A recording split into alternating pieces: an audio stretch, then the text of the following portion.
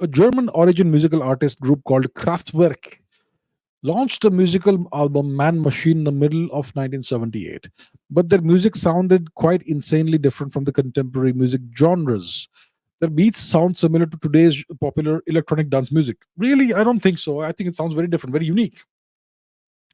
Even today, if you listen to Kraftwerk and Man Machine, the album, it sounds at the same time retro as well as 40 years in the future.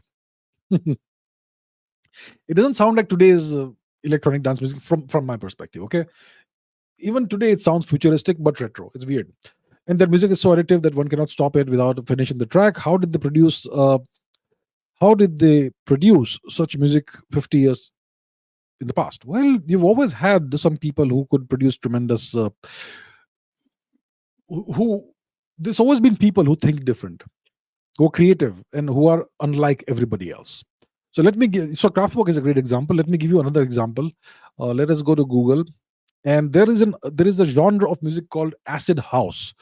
So let's acid tracks by Future. Yeah.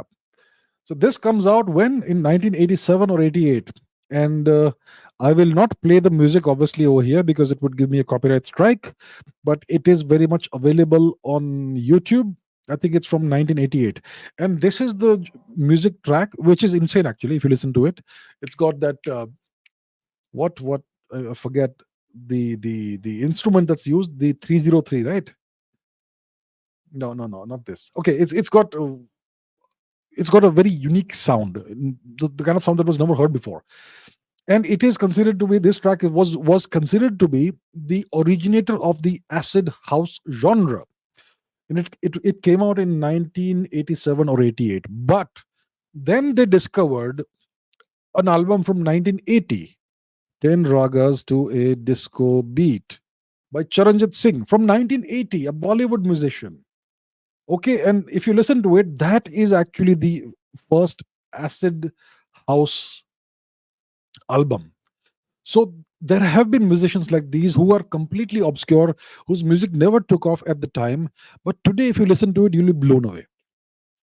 And it's clearly something that is far ahead of its time. So there have always been people like these, but that music is not for most people. Most people don't won't get it even today. So you got to be a real music connoisseur to be able to get such music and to enjoy such music. So I'm sure Kraftwerk were not a huge success. It's kind of an obscure band today. I'm sure Future and Acid Cracks, most people won't know about it.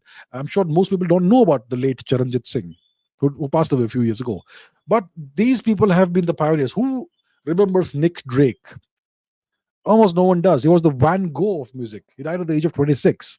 There have been so many such great musicians who came and did something completely unique and then disappeared, and you discover their music decades later.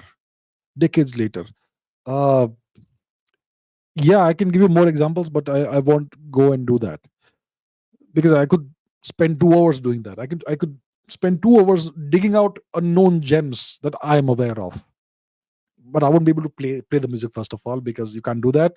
It's against YouTube, rules. So